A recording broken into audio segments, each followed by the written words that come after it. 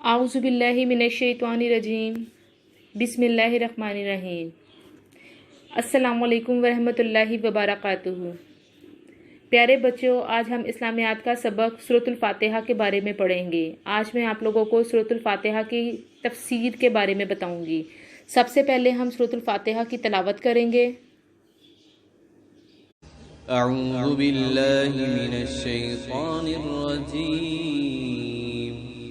बिस्मिल्लाहिर रहमानिर रहीम। अल्हम्दुलिल्लाहि रब्बिल आलमीन अर्रहमानिर रहीम मालिकि यौमिद्दीन इय्याका नअबुदु व इय्याका नस्तईन इहदिनस सिरातल मुस्तकीम सिरातल लज़ीना अनअमता अलैहिम गैरिल मग़दूबि अलैहिम वलद्दाल्लीन।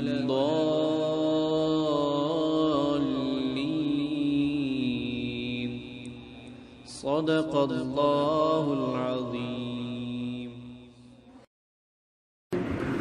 तर्जुमा। शुरू अल्लाह ताला के नाम से जो बड़ा मेहरबान निहायत रहम वाला है। सब तारीफ़ें अल्लाह ताला के लिए हैं जो तमाम जहानों का पालने वाला है। वो बड़ा मेहरबान निहायत रहम वाला है, इंसाफ के दिन का मालिक है। ए परवरदिगार, हम तेरी ही इबादत करते हैं और तुझी से ही मदद मांगते हैं। हमको सीधे रास्ते पर चला, उन लोगों के रास्ते पर जिन पर तूने अपना इनाम किया, ना कि उन लोगों के रास्ते पर जिन पर तेरा गज़ब हुआ और जो गुमराह हुए। अल्हम्दुलिल्लाहि रब्बिल आलमीन। सब तारीफ़ें अल्लाह ताला के लिए हैं जो तमाम जहानों का मालिक है। प्यारे बच्चों, यहाँ पर ये बात वाज़िया हो जाती है कि हमें सिर्फ़ और सिर्फ तारीफ़ अल्लाह ताला की करनी चाहिए जो तमाम दुनिया को पैदा करने वाला है, तमाम दुनिया को बनाने वाला है और हमें पैदा करने वाला है। वही तारीफ़ के काबिल है और वही दुआ के काबिल है। अर्रहमानुर रहीम, वो बड़ा मेहरबान निहायत रहम वाला है। मेहरबान का मतलब होता है एक ऐसी हस्ती जो हमसे बहुत ज़्यादा प्यार करती है और हमसे अगर कोई गुनाह या कोई गलती सरजद हो जाए, हम उससे माफ़ी मांगें तो वो हमें माफ़ कर देता है। अर्रहमान अर्रहीम, रहम करने वाला। रहम का मतलब होता है नरम दिल इंसान।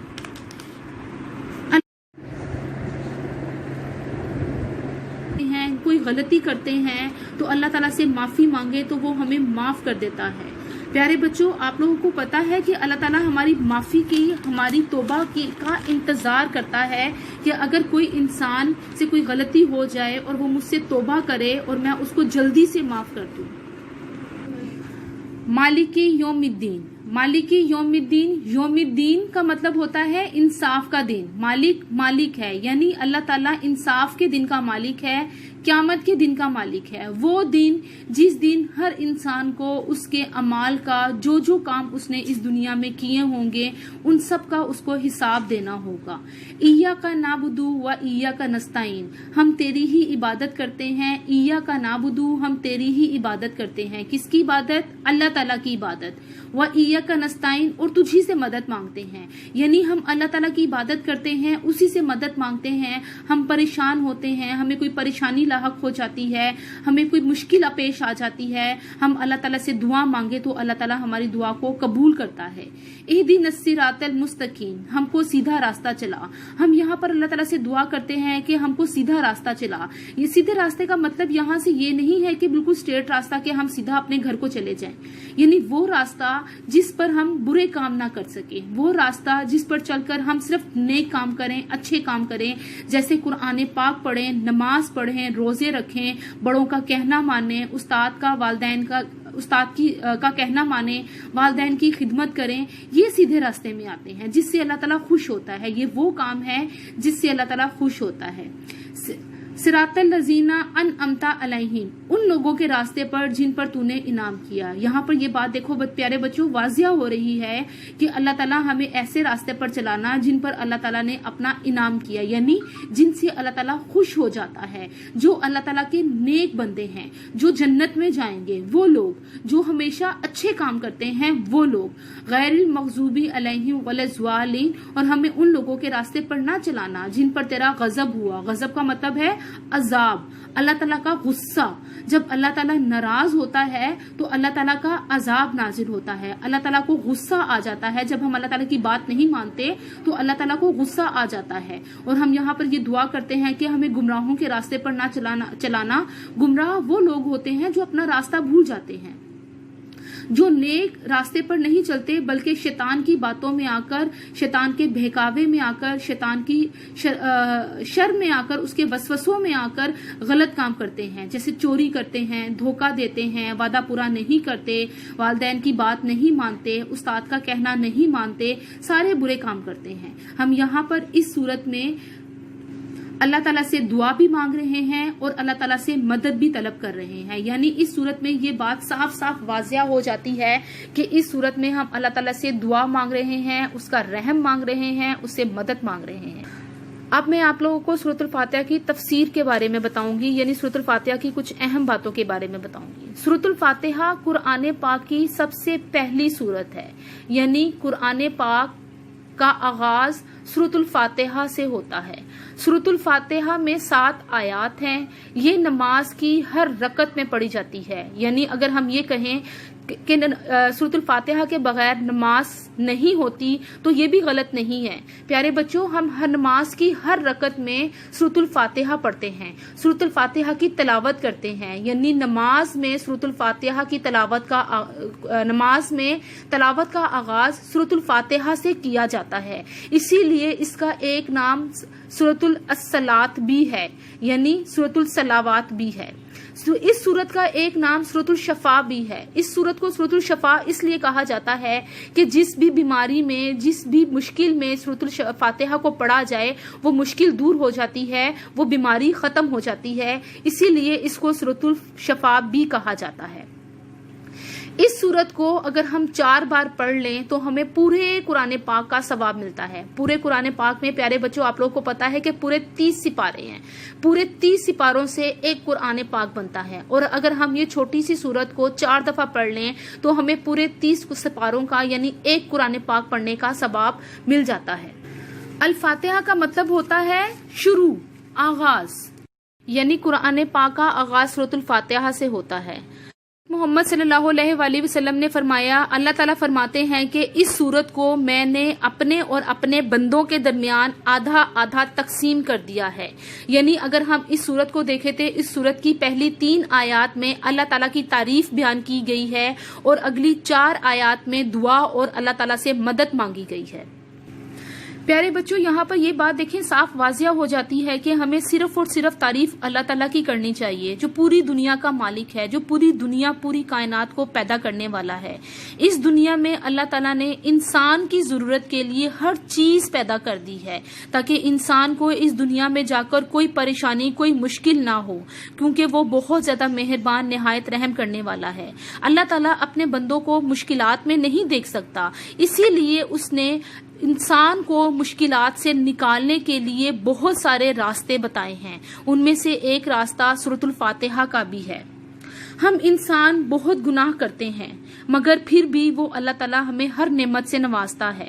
वो हमें ये नहीं कहता कि ए बंदे तूने गुनाह किया और मैं तुझे ये नेमतें नहीं दूंगा, ये तुझसे तेरी नेमतें ले लूंगा, बल्कि वो हम उससे दुआ मांगते हैं, माफी मांगते हैं और वो सब कुछ माफ करके हमें हर नेमत से नवाजता रहता है। अगर हम माफी नहीं भी मांगते तो तब भी वो हमें सब कुछ देता है। वो ये नहीं कहता कि मेरा बंदा मुश्किल में रहे, बल्कि वो अपने बंदों को मुश्किलात में नहीं देख सकता।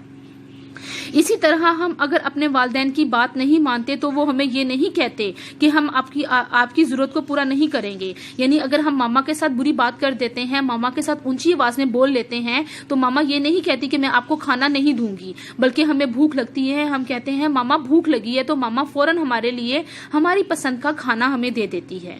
اسی طرح سے جب ہم سے کوئی غلطی ہو جاتی ہے تو اللہ تعالیٰ سے ہم معافی مانگیں تو وہ ہمیں معاف کر دیتا ہے، کیونکہ وہ بہت زیادہ مہربان، نہایت رحم کرنے والا ہے.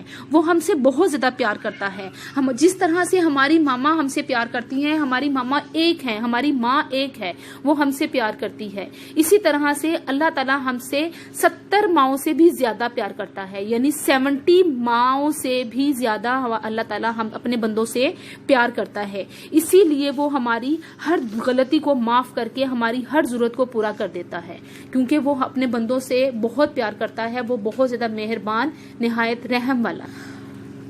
پیارے بچوں، اب میں آپ لوگوں کو جزا کے بارے میں بتاؤں گی. جزا کے دن کا مالک یعنی انصاف کے دن کا مالک، قیامت کے دن کا مالک، یہ وہ دن ہے جس دن تمام انسانوں کو ان کے دنیا میں کیے ہوئے کاموں کا بدلہ دیا جائے گا. چاہے وہ اس نے اچھے کام کیے ہیں یا برے کام کیے ہیں.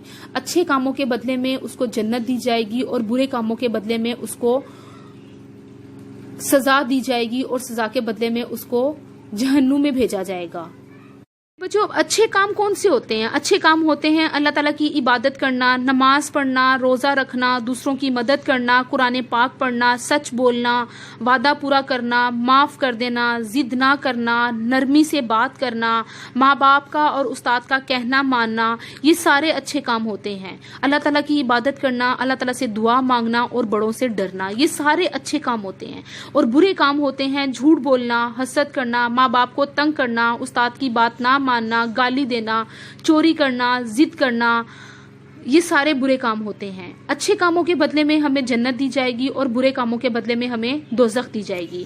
اس صورت میں ہم اللہ تعالیٰ کی تعریف کے ساتھ ساتھ اس سے مدد مانگ رہے ہیں. یہ اس صورت میں جہاں پر ہم اللہ تعالیٰ کی تعریف بیان کرتے ہیں، اس کے دوسرے آگے والے حصے میں ہم اللہ تعالیٰ سے مدد بھی مانگتے ہیں اور دعا بھی.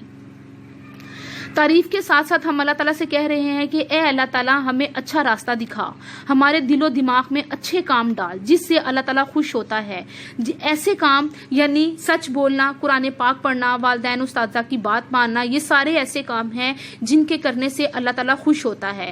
کیونکہ جب اللہ تعالیٰ خوش ہوتا ہے تو وہ ہمیں انعام کے طور پر جنت میں بھیجے گا اور ہمیں جنت دی جائے گی. اور جو غلط کام کرتے ہیں، اللہ تعالیٰ کا حکم نہیں مانتے، جھوٹ بولتے ہیں، گالی دیتے ہیں، چوری کرتے ہیں، والدین کی بات نہیں مانتے، ضد کرتے ہیں، اونچی آواز میں بات کرتے ہیں، ایسے لوگوں پر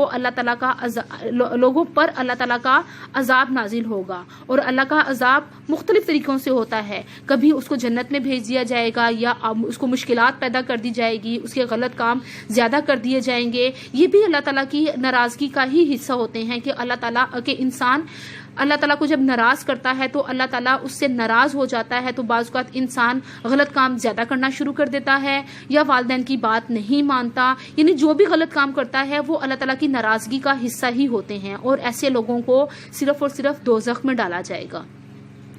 اب یہاں پر آگے آخری والی آیت میں ہم اللہ تعالیٰ سے بیان کرتے ہیں. آخری آیت میں بیان کیا گیا ہے، بتایا گیا ہے کہ ہمیں ایسے راستے پر چلانا جن پر تیرا انعام ہوا اور ایسے راستے پر نہیں کہ جن پر جو گمراہ ہو گئے. ٹھیک ہے. اب انعام والے کام کون کون سے ہیں؟ جیسے میں نے آپ لوگوں کو بتایا، سارے اچھے کام انعام والے کام ہیں. یعنی سچ بولنا، اللہ تعالیٰ کی عبادت کرنا، معاف کرنا، والدین کی خدمت کرنا، استاد کا ادب کرنا، دوسروں کی مدد کرنا، وعدہ پورا کرنا، نماز پڑھنا، چھوٹوں سے پیار کرنا، بڑوں کا ادب کرنا، صاف ستھرا رہنا، آہستہ آواز میں بات کرنا، نرمی سے بات کرنا، یہ سارے انعام والے کام ہیں جو ہمیں جنت میں لے کر جائیں گے. اور غضب والے کام، اللہ تعالیٰ کی ناراضگی والے کام، اللہ تعالیٰ کے عذاب والے کام جو ہمیں جہنم میں لے کر جائیں گے، وہ ہے جھوٹ بولنا، چوری کرنا، دھوکہ دینا، والدین اور استاد کا کہنا نہ ماننا، ماں باپ کو تنگ کرنا، ضد کرنا، چوری کرنا. یہ سارے کام گندے کام ہیں جو ہمیں دوزخ کی طرف لے کر جائیں گے. پیارے بچوں، اس سورت کے ترجمے اور اس کی وضاحت سے یہ بات تو صاف صاف واضح ہو جاتی ہے کہ یہ سورت ایک دعا بھی ہے. یعنی انسان کی طرف سے، اور قرآن پاک اس کا جواب ہے اللہ تعالیٰ کی طرف سے. بندہ یہ دعا کرتا ہے، یعنی انسان یہ دعا کرتا ہے کہ اے اللہ تعالیٰ ہماری رہنمائی فرما اور جواب میں اللہ تعالیٰ نے پورا قرآن پاک ہمارے سامنے رکھ دیا ہے، یعنی ہمیں اس قرآن پاک کو پڑھ کر اللہ تعالیٰ سے ہدایت طلب کرنی ہے اور سیدھے راستے کی طرف چلنا ہے۔ پیارے بچوں، جب سورۃ الفاتحہ نازل ہوئی تو اس وقت 70,000 فرشتے یہ سورت لے کر زمین پر اترے، جبکہ پورا قرآن پاک حضرت جبرائیل علیہ السلام خود ہی لے کر آتے رہے، لیکن اس آیت کو اللہ تعالیٰ نے 70,000 فرشتوں کے ساتھ زمین پر اتارا۔ یہاں سے دیکھیں پیارے بچوں کہ اس سورت کی کتنی زیادہ فضیلت ہے اور کتنی زیادہ اہمیت ہے۔ اس سورت کو جب نازل کیا گیا، حضرت ابن عباس سے روایت ہے کہ ایک دن حضرت جبرائیل علیہ السلام حضرت محمد صلی اللہ علیہ وآلہ وسلم کے پاس بیٹھے تھے کہ انہوں نے اچانک ایک آواز سنی اور حضرت جبرائیل علیہ السلام نے اوپر دیکھا اور کہا یہ آسمان کا دروازہ کھلنے کی آواز ہے، اور ایک فرشتہ ظاہر ہوا۔ حضرت جبرائیل علیہ السلام نے کہا آج سے پہلے یہ دروازہ کبھی نہیں کھولا گیا اور نہ ہی یہ فرشتہ زمین پر اتارا گیا۔ اس فرشتے نے حضرت محمد صلی اللہ علیہ وآلہ وسلم کے پاس آ کر آپ صلی اللہ علیہ وآلہ وسلم کو خوشخبری سنائی۔ کون سی خوشخبری؟